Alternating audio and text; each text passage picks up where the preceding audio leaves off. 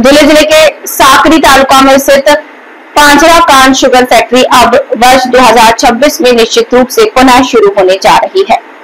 कार्यक्रम में मुख्य अतिथि के रूप में उपस्थित महाराष्ट्र के स्कूल शिक्षा मंत्री दादाजी भुसे ने कहा कि रायते से पोटाशी लवावे, जनता का भला करना ही हमारा धर्म है। ये छत्रपति शिवाजी महाराज का संदेश है और उसी भावना से हमें किसानों के हित में काम करना होगा। उन्होंने कहा कि कुछ ताकतें कारखाना शुरू ना हो इसलिए बाधाएं खड़ी कर रही है, लेकिन सरकार और जनता की इच्छा शक्ति के आगे टिक नहीं पाएंगे। कारखाना हाल ही में शुरू होगा और स्थानीय किसानों को उसका लाभ मिलेगा। भूसे ने आगे कहा कि फैक्ट्री में सिर्फ चीनी उत्पाद ही नहीं बल्कि डिस्टिलरी, एथेनॉल और पावर प्लांट जैसे प्रकल्प भी शुरू किए गए ताकि तालुका के युवाओं को रोजगार मिले और किसानों की आर्थिक स्थिति मजबूत हो सके।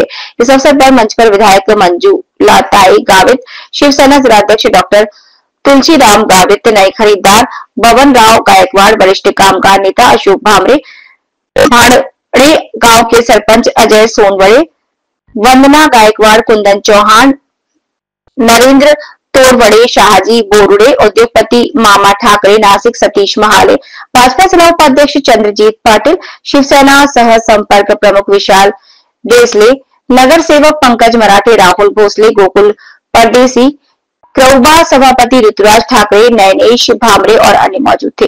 कार्यक्रम में वक्ताओं ने बताया कि मुख्यमंत्री देवेंद्र फडणवीस, उप मुख्यमंत्री एकनाथ शिंदे, उप मुख्यमंत्री अजीत दादा पवार और सहकार मंत्री सहित सरकार विभाग व बैंकों के अधिकारियों के सहयोग से ही नए खरीदारों को साकरी तालुका में लाना संभव हो सका।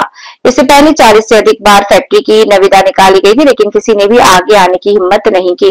कार्यक्रम का संचालन और प्रस्तावना सर्वपक्षीय कारखाना बचाव समिति के सदस्य तथा भांडरे के लोकायुक्त सरपंच अजय सोनवड़े ने किया। प्रोफेसर नरेंद्र तोरवड़े ने अपने मनोगत में कहा कि रावल गांव कारखाने को जिस तरह सफलतापूर्वक चलाया जा रहा है, उसी तरह पंजरा कान कारखाना भी अक्टूबर महीने से गालप शुरू हो गया है। माननीय जयकुमार रावल हे काही कारणास्तव या ठिकाणी उपस्थित राहिलेले नाहीत।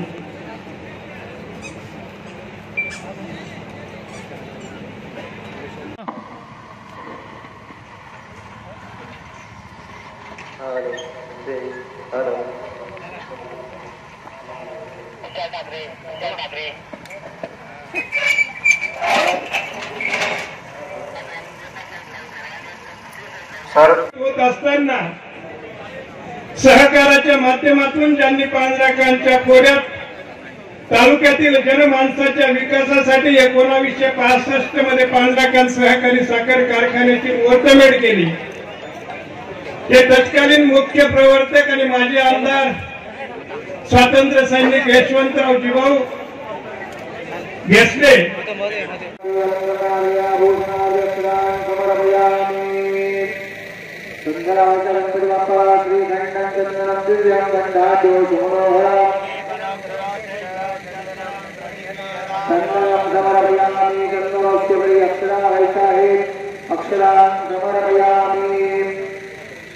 हळदी कुंकू देही भौभाग्यम आरोग्यम देही देवी परमं सुखं ध्रुवं देही यशो देही तारवासनत्वसरं समर्पयामि क्लासुर्वैद्यमर्यादिं सुगन्धिं मालत्यादिवै प्रभो गुरुबालोद्भवपुष्पं समर्पयामि दूरदर्शनदक्षिणदिशः पात्रमध्ये रूपं परिकल्पयामि आसादितनैवेद्याः ओम प्राणायाम पानी पीवायचं नाही त्याला। ओम प्राणायाम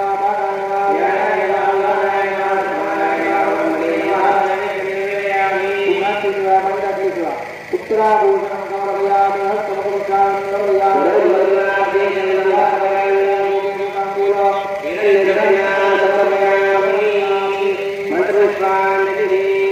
तसेच शिवसेना जिल्हा प्रमुख व पांजराकार बचाव समितीचे अध्यक्ष आमचे मार्गदर्शक डॉक्टर तुळशीरामजी गावित साहेब, सर्व मंचावर मान्यवर हेच नाव घेण्यासारखे आहे, पण क्षमा मागतो, आपला कार्यक्रमाची वेळ 11 वाजेची होती आणि 1 वाजला। महिला भगिनी तसंच तरुण मित्रांनो,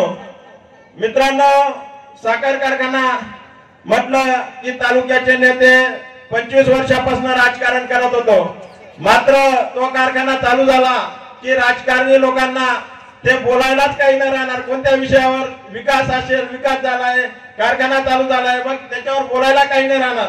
आता म्हणून काही लोक दिशाभूल करताय. सर्व सोडा, हा कारखाना महाराष्ट्रातील पहिल्यांदा सहकार विभागाचे संस्थापक विठ्ठलराव विखे पाटील यांच्या पुढाकाराने उभा राहिला आहे आणि सर्वात राजकीय व शेतकरी मंडळांनी एकत्र येऊन हा कारखाना उभा केला आहे. म्हणजे त्याच्यात सर्व श्रेय आहे ते यशवंत सखाराम देसले काशाराचे हे पहिले चेअरमन होते आणि तेव्हापासून हा साखर कारखाना जवळपास 96 पर्यंत एकदम सुरळीत चालला आणि त्याच्यानंतर थोडा ब्रेक घेत 2001 मध्ये पूर्णपणे बंद झाला. शेवटची गाळप 2001 मध्ये झाली आणि तो बंद पडला आणि सलग आतापर्यंत 25 वर्ष झाले मित्रांनो कारखाना बंद आहे. कारखाना वाट बघत होता कोणीतरी येईल आणि माझा उद्धार करेल. आपल्याला गायकवाड साहेबांच्या रूपाने आता कारखान्याला उद्धार करणारा माणूस मिळाला आहे. पण शेतकरी मित्रांनो, काही लोक या ठिकाणी राजकारण करत आहे. याच्यामुळे सर्व शेतकऱ्यांना माझं सांगणं आहे की कोणी पुढारीने जर त्रास दिला, आपण सर्व गायकवाड साहेबांबरोबर उभे राहणार का? आवाज द्या जोरात, राहणार ना? म्हणून या आपल्याला सर्व कोड टाकायची आहे आणि गायकवाड साहेबांमागे शेतकरी प्रामाणिक उभा राहिला तर तालुक्याचा विकास होईल. उद्योगधंदे असतील, इतर व्यापारी वर्ग असतील, सर्व खुश. पहिले जसं या ठिकाणी होतं सुजलाम सुफलाम, त्याच पद्धतीने गेल्या आपल्याला पुढच्या 1 वर्षात दिसून येईल. फक्त आपल्या सर्व शेतकऱ्यांची साथ आपल्याला गायकवाड साहेबांमागे उभं करून आपण सर्वानुमते त्यांना पाठिंबा देऊ आणि कारखान्याची प्रक्रिया सर्व काही झाले आहे. मित्रांनो, काय झाला कारखान्याच्या परत शेतकऱ्यांची मिटिंग केल्या 1-1.5 वर्ष गावोगाव फिरलो. शेतकऱ्यांना प्रश्न विचारायचा, पांढरकान चालू करायचं का? शेतकरी म्हणजे हो करायचं. इतका प्रतिसाद मिळाला जबरदस्त. आणि मग त्याच्यामधले एक एक अडचणी आम्ही सोडवत गेलो. अनेक मिटिंगा झाल्या पांढरकान समितीच्या. डॉक्टर आपले कैलासवासी सुभाष दादा तोरवणे सर असतील, ताई असतील, डॉक्टर साहेब असतील, आजू दादा असेल, या सगळ्यांच्या अनेक मिटिंगा झाल्या. अनेक शासकीय प्रशासकीय ठिकाणी जाणं झालं. साहेबांना आम्ही भुसे साहेबांबरोबर मंत्रालयात गेलो. साहेबांनी तिथल्या अधिकाऱ्यांची मिटिंग केली. त्यानंतर एकदा सीएम बरोबर मिटिंग झाली. साहेबांनी खूप प्रयत्न केले. कलेक्टर साहेबांनी फोन केला. साहेबांचाही जेवढा आपण सगळ्यांनी प्रयत्न केला तेवढाच प्रयत्न साहेबांनी केलेला आहे, भुसे साहेबांनी केलेला आहे की हा कारखाना चालू व्हावा. त्यामुळे मी साहेबांनी तेवढं धन्यवाद देतो. आज रावळगाव कारखाना चालू आहे. मी एका वाक्यात सांगतो, तो फक्त भुसे साहेबांमुळेच चालू आहे. तिथे येणाऱ्या अडचणी, जे काही प्रॉब्लेम असतील ते खंबीरपणे आम्हाला पाठिंबा देतात. सगळ्यात वैशिष्ट्य म्हणजे त्या दिवशी आमचे संचालक कुंदन बाप्पू चव्हाण यांचे इथं साहेब भेटले, मला दारावर आले होते. तर साहेबांनी म्हटलं, साहेब असा विषय आपण केला. मग साहेबांनी एका वाक्यात मला म्हणले की तुम्ही 2 वर्ष झाले त्याच्यासाठी संघर्ष करताय. म्हणजे साहेबांकडे किती बारीक माहिती असते ही त्या दिवशी माझ्या डोळ्यात पाणी आलं की साहेबांनी एका वाक्यात मला सांगितलं तुम्ही 2 वर्ष झाले संघर्ष करताय. तर शेतकरी बांधवांनो, हा कारखाना आपण चालू करणार. याच्यामध्ये कोणी कुठल्याही प्रकारचं मनामध्ये शंका बाळगू नका. तुम्हाला सगळ्यांना उसाचं बियाणं देणार. आता आपलं बाळ लहान आहे, थोडं समजून घ्या. आता फक्त बियाण्यावर भागवा, नंतर आपण ड्रीप देऊ, खतं देऊ, औषधं देऊ, जे तुम्हाला लागेल ते सगळं देऊ. फक्त एकदा कारखाना चांगला सुस्थितीत चालू द्या. आणि कोणी मनामध्ये शंका बाळगू नका की कारखाना चालू होईल का नाही. कारखाना चालू होईल म्हणजे होईल. इथं बसलेली सगळे लोक माझ्या बरोबर आहेत, माझ्या पाठीशी आहेत, मला सहकार्य करणारी आहेत आणि त्यांच्या भरोश्यावर मी हा कारखाना हातामध्ये घेतलेला आहे. पुढे ऑक्टोबर-नोव्हेंबर मध्ये ह्या कारखान्याचा गाळप चालू झालेला असेल आणि ते बी लाईटीच्या लख प्रकाशामध्ये आपण कारखाना गाळप चालू करू. मी त्या कालच बोलले कुंदन बापूंनी मोळे टाकू आणि तुमच्या नक्की जे स्वप्नातलं होतं 25 वर्ष बंद होता तो कारखाना, तो आपण नक्की चालू करू आणि तुम्हाला सगळ्यांना चांगल्या प्रकारचा न्याय देण्याचा प्रयत्न मी नक्की करेल. एवढंच बोलतो. साखर कारखान्याच्या आजच्या या कार्यक्रमाप्रसंगी उपस्थित या परिसरात आलेले सर्व शेतकरी बांधव, कारखान्याचे सर्व सन्माननीय कामगार, आमच्या भगिनी आदरणीय मंजुळाताई गावितजी, डॉक्टर तुळशीराम गावितजी, या गावाचे युवा सरपंच आणि ज्यांनी हा कारखाना सुरू झाला पाहिजे या शुद्ध भावनेतून अथक प्रयत्न केले ते माननीय अजयजी सोनवणे, नरेंद्रजी चोरवणे, माननीय बबनरावजी गायकवाड, सौ वंदनाताई गायकवाड, भगिनींनो आणि पत्रकार मित्रांनो, काही मला वाटतं की माणूस जीवनामध्ये दररोज जी काही जबाबदारी असते ती पार पाडत असतो. एक लोकप्रतिनिधी या नात्याने कदाचित पाठीमागच्या काळामध्ये तुम्ही अनेक सुख दुःखाची कामं, विकास कामं संपन्न केली असतील, परंतु आजचा हा शुभ दिवस पांझराकांड साखर कारखान्याची सुरुवात ही मुहूर्तमेढ, मला वाटतं की हा आशीर्वाद देणारा कार्यक्रम आज या ठिकाणी संपन्न होतो आहे. आजच्या या कार्यक्रमाच्या माध्यमातून येणाऱ्या काळामध्ये हजारो शेतकरी बांधवांचे आशीर्वाद मिळणार आहेत, शेकडो कामगारांचे आशीर्वाद आपल्याला या ठिकाणी मिळणार आहे. आणि म्हणून फक्त शेतकऱ्यांचे आशीर्वाद या ठिकाणी माजी कामगार असतील किंबहुना येणाऱ्या काळामध्ये ज्यांना इथे रोजीरोटी उपलब्ध होणार आहे त्या सर्वांच्या आशीर्वादासाठी या तालुक्याचं एक वैभव एकेकाळी असलेला पांझराकांड साखर कारखाना, मला वाटतं की अनेक चढ उताराच्या प्रसंगाच्या माध्यमातून आज या ठिकाणी परत नव्याने उभारी घ्यायला घेतो आहे, या गोष्टीचा मी आनंद व्यक्त करतो. मी खूप लांब लचक मोठं भाषण करणार नाही, परंतु या ठिकाणी मी आपल्या सकट पंचक्रोशीच्या सर्व शेतकरी बांधवांना आश्वस्त करतो, निश्चितपणे येणाऱ्या काळामध्ये हा कारखाना सुरू होईल. या कारखान्याच्या माध्यमातून पंचक्रोशीच्या शेतकऱ्यांना अतिशय आदरपूर्वक जे काही तोलामोलाचे ऊसाचे दर असतील ते त्यांना त्या ठिकाणी मिळतील. कामगारांना सुद्धा या ठिकाणी एक रोजीरोटी मिळेल आणि मला वाटतं की या माध्यमातून या तालुक्याच्या विकासाला निश्चितपणे चांगली चालना मिळणार आहे. आता आपण या ठिकाणी बोलत होते, गायकवाड साहेब तुम्ही संकल्प केला की येणाऱ्या वर्षभराच्या आत आणि सायंकाळी या वृक्षांच्या सानिध्यामध्ये या ठिकाणी या कारखान्याची सुरुवात करायची आहे. मला वाटतं की पाठीमागच्याही काळामध्ये कदाचित अशा पद्धतीने मला काही लोकांचे फोन आले, काही सोशल मीडियावर बोलतायत की पाठीमागेही असाच कार्यक्रम झाला होता, असाच कार्यक्रम करायला घेतला होता, गवत काढायला घेतला आणि झाडं गवताच्या नावाने झाडी तोडायला घेतली. एकीकडे आपण सर्वजण झाडं लावायचं काम करतो आणि दुसरीकडे त्यांनी झाडी तोडायला घेतली आणि म्हणून वाजोट्या पायांना त्या ठिकाणी स्थान नसतं आणि म्हणून कदाचित तेव्हा तो कारखाना सुरू होऊ शकला नाही.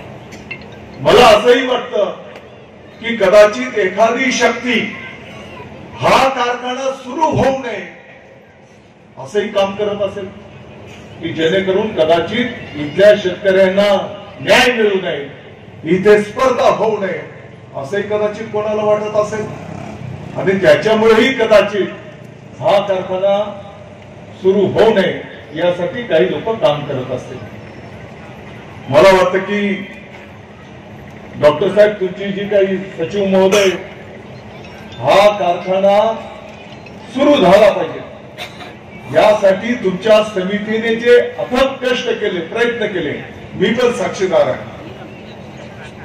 ही समिती आणि ताई मला बऱ्याचदा दादा भाऊ तुम्ही मुख्यमंत्री महोदयांकडे घेऊन चला, उपमुख्यमंत्री महोदयांकडे घेऊन चला, सहकार मंत्री महोदयांकडे घेऊन चला, सहकार बँक पण बसली आहे इकडे, सहकार बँकेकडे चला, अनेक वेळेस त्यांनी पाठपुरावा केला आणि मला वाटतं की तुमच्या या प्रयत्नाला आणि तुमच्या पवित्र भावनेला हे मिळालेलं यश तर काय वावगं ठरणार नाही. मला शुभेच्छा देतो, मालेगाव वासियांच्या वतीने पण शुभेच्छा देतो गायकवाड साहेब.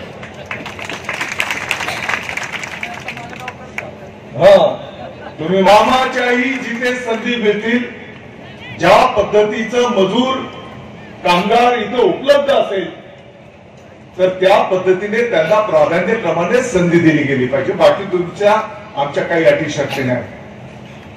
फक्त सरपंच साहेब जिथे जेवढे कामगार लागतील तेवढेच सांगा. गिरणा कारखाना होता जो गिरणा लोकांवर चालला पाहिजे, तिथे वेगवेगळा नेता पुढारी 2 आणि 3 हजार लोक ते कामलेला आहे. चालेल का तो कारखाना? त्याचे चेअरमन मालक जरी असले तरी अतिशय साध्या पद्धतीने वागणूक स्वतः.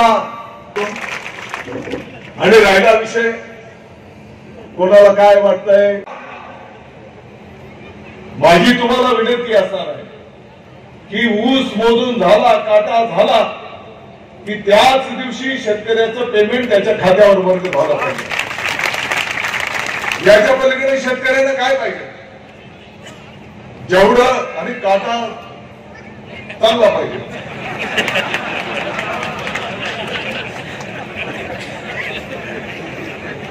कारण आम्ही पण ट्रायल करून घेतली. पहिले 2 काटासवर गाड्याचं वजन काय आणि मग त्यांच्याही काट्यावर वजन केलं, ते बरोबर निघालं. आणि म्हणून मला वाटतं की शेतकऱ्यांचा आशीर्वाद, कामगारांचा आशीर्वाद मिळणारा हा प्रकल्प या ठिकाणी सुरू होतो आहे. आणि मला वाटतं की निश्चितपणे कैलासवासी यशवंतरावजी देसले साहेबांच्या आपल्याला सुद्धा आज निश्चितपणे आनंद होत असतील आणि त्यांचे सुद्धा आशीर्वाद होऊन गेलेले आहेत. इथे मंचावर डॉक्टर मराठे साहेब पण आहेत, वसंतराव अहिरराव साहेब आहेत, जयसिंगराव अहिरराव साहेब आहेत, दादासाहेब पाटील साहेब आहेत, साहेबराव पाटील साहेब आहेत. ही सर्वांची जबाबदारी आहे की असा हा प्रकल्प कैलासवासी आहेत त्यांच्या सुद्धा आत्म्यांचे आशीर्वाद मला वाटतं की निश्चितपणे या प्रकल्पाला त्या ठिकाणी असतील. आणि मी आपल्याला सर्व शेतकरी बांधवांना विनंती आवाहन करतो, कुठल्याही खोट्या भूलथापांना तुम्ही बळी पडू नका.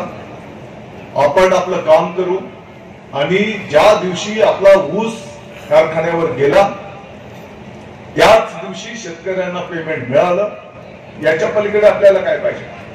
आणि या निमित्ताने या प्रकल्पाच्या माध्यमातून इथे जे काही रोजगार निर्मिती होईल त्या रोजगार निर्मितीच्या माध्यमातून मला वाटतं की अनेकांना कामाच्याही संधी त्या ठिकाणी मिळणार आहे.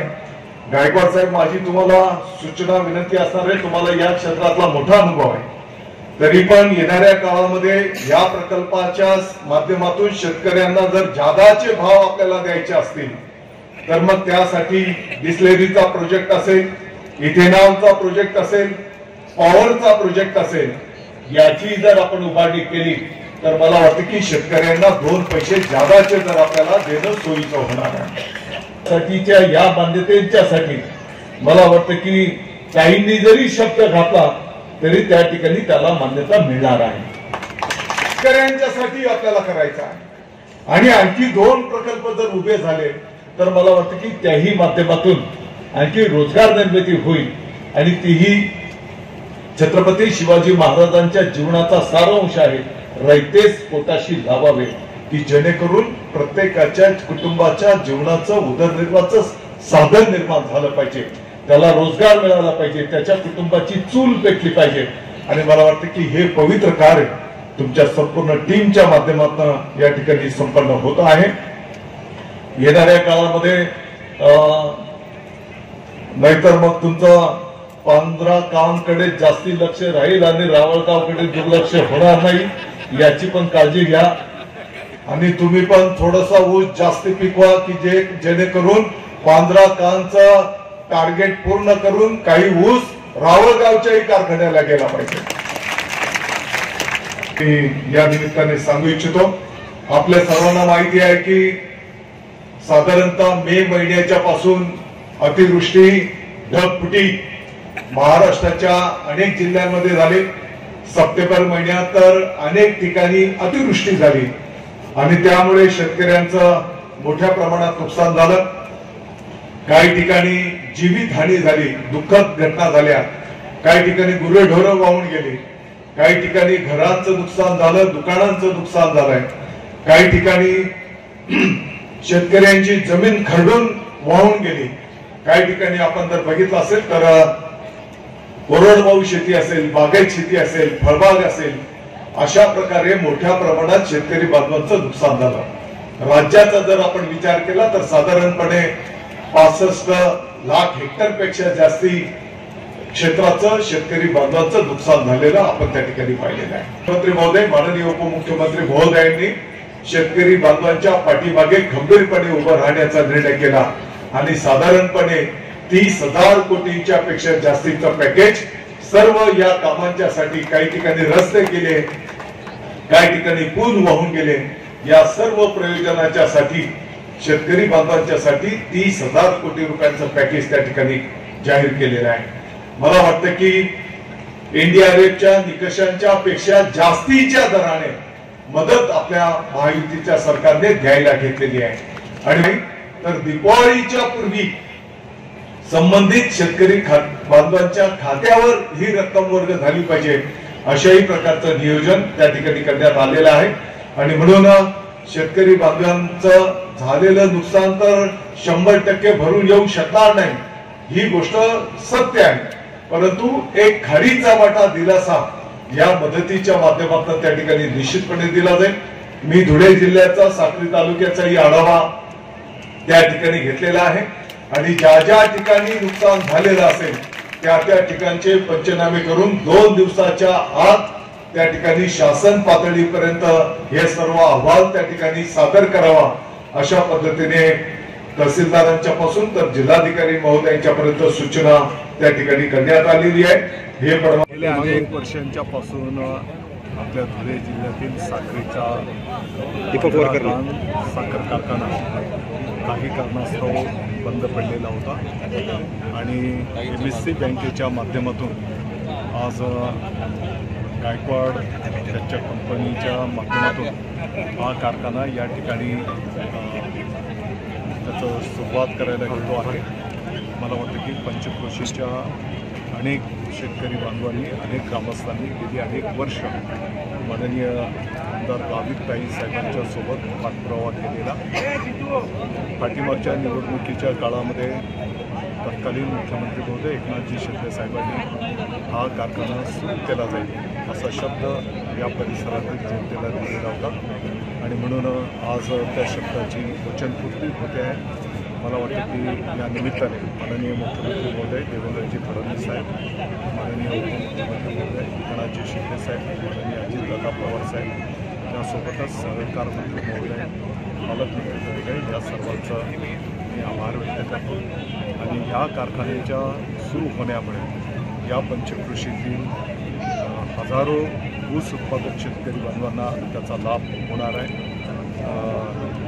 त्याच्यासोबतच शेकडो कामगारांना या ठिकाणी कामाच्या माध्यमातून रोजीरोटी उपलब्ध होणार आहे आणि म्हणून गेली अनेक वर्ष गावितताई या संदर्भातला पाठपुरावा करत होता. जी संघर्ष समिती या संदर्भामध्ये पाठपुरावा करत होती, ग्रामस्थ पाठपुरावा करत होते आणि आज त्याला या ठिकाणी यश आलं. काय सांगायचं आत्ताची मदत होणं पाठीमागच्या कोणतंही शासन असू दे, शेतकरी बांधवांचं जे नुकसान होतं 100% तर ते भरून येत नाही.